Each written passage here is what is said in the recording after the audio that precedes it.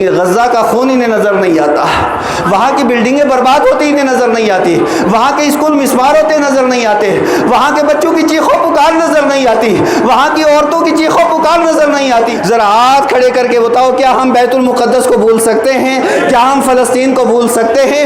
ہم نہیں بھول سکتے۔ میں کہتا ہوں یہ دنیا کہاں چلی گئی؟ ناانصافی کی حالت اور انجام تو دیکھیے، اور ناانصافی کی حد تو دیکھیے۔ اللہ کی عزت کی قسم، بیت المقدس کو بھی مسلمان کبھی نہیں بھول سکتا ہے۔ فلسطین کے ساتھ ہمارا رشتہ کیا ہے؟ اب یہ بیت المقدس کے ساتھ ہمارا رشتہ کیا ہے؟ ہمارے اوپر بھی کئی پابندیاں لگا دی جاتی ہیں کہ یہ آپ کو کہنا ہے اور یہ نہیں کہنا ہے۔ اسلام کی فطرت میں قدرت نے لچک دی ہے، جتنا ہی دباؤ گے اتنا ہی ابھرے گا۔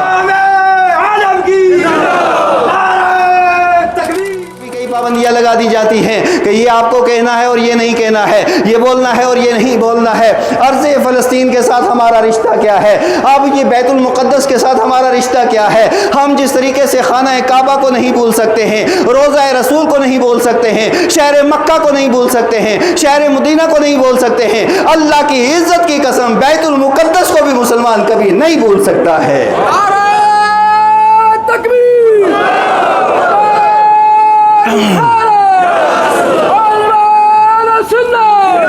مسلمان بیت المقدس کو کبھی نہیں بھول سکتا ہے۔ ذرا ہاتھ کھڑے کر کے بتاؤ، کیا ہم بیت المقدس کو بھول سکتے ہیں؟ کیا ہم فلسطین کو بھول سکتے ہیں؟ ہم نہیں بھول سکتے۔ کیوں نہیں بھول سکتے ہیں؟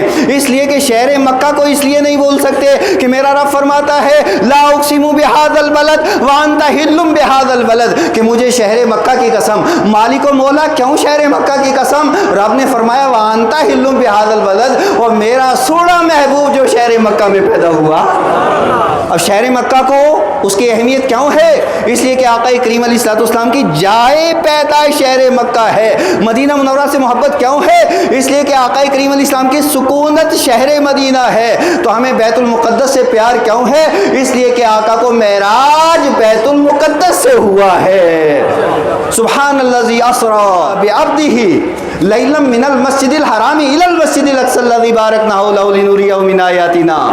یہ مسجد اقصی، بیت المقدس، نبی مکرم نور مجسم سید عالم صلی اللہ علیہ وسلم نے 17 مہینے تک مدینہ منورہ سے بیت المقدس کی طرف نماز ادا کی ہے۔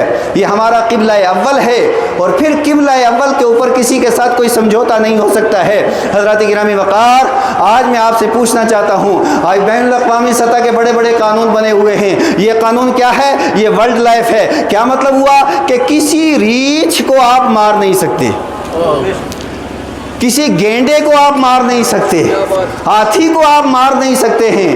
اور پھر اس کے بعد کتنی اس طرح کی بڑی بڑی عالمی تنظیمیں بنی ہیں کہ ایک ریچھ کو مار دو گے۔ اب ریچھ کا کام کیا ہے؟ لوگوں کے گلے لگنا۔ ریچھ کا کام کیا ہے؟ لوگوں کا آ کے استقبال کرنا۔ ریچھ کا کیا کام ہے؟ لوگوں کے راستے میں آ کر کے پھول نچھاور کرنا۔ ریچھ کا کام کیا ہے؟ آ کر کے معاشرے و سماج کا کام کرنا۔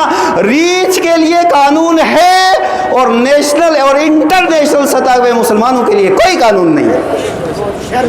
آپ دیکھیں، میں کہتا ہوں یہ دنیا کہاں چلی گئی؟ ناانصافی کی حالت اور انجام تو دیکھیے، اور ناانصافی کی حد تو دیکھیے کہ پوری دنیا کے اندر اگر جانوروں کے ساتھ کہیں بھی اگر زیادتی ہو، مشرق و مغرب سارے ملک چیخ اٹھتے ہیں، اور دنیا کے اندر اگر کوئی تھوڑی سی بات ہو سارا میڈیا چیخ اٹھتا ہے۔ لیکن غزہ کا خون انہیں نظر نہیں آتا، وہاں کی بلڈنگیں برباد ہوتی انہیں نظر نہیں آتی، وہاں کے اسکول مسمار ہوتے نظر نہیں آتے، وہاں کے بچوں کی چیخ و پکار نظر نہیں آتی، وہاں کی عورتوں کی چیخ و پکار نظر نہیں آتی ہے، وہاں پہ پانی بند ہوا ان لوگوں کا نظر نہیں آتا۔ یہ بین الاقوامی سطح کے جو لوگ ہیں، یہ جو بڑی بڑی NGOs ہیں، یہ جو بڑی بڑی تنظیمیں ہیں، یہ جو بڑے پوری دنیا کے نمبردار بنے ہوئے ہیں، میں کہتا ہوں ان کی آنکھوں کے اندر سوئیاں کس نے گھسا دی ہیں، اور کس نے ان کی آنکھوں کو پھوڑ دیا ہے۔ ان کو اتنا بڑا ظلم نظر نہیں آتا، لیکن یاد رکھیے ظلم آتا ہے جاتا ہے۔ اسلام کی فطرت میں قدرت نے لچک دی ہے، جتنا ہی دباؤ گے اتنا ہی ابھرے گا۔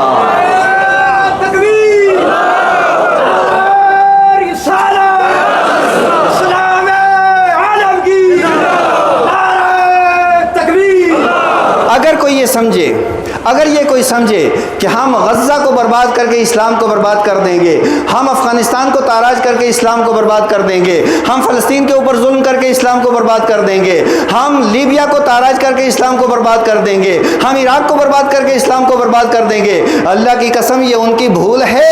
نہ لیبیا کے جانے سے اسلام کا کچھ ہوگا، نہ عراق کے سقوط سے اسلام کا کچھ بگڑے گا، نہ افغانستان کے اوپر بمباری کرنے سے اسلام کا کچھ بگڑے گا۔ اسلام کل بھی زندہ، آج بھی زندہ، صبح قیامت تک زندہ، اس لیے کہ زندہ رب نے زندہ مصطفیٰ کو زندہ مذہب عطا کیا ہے۔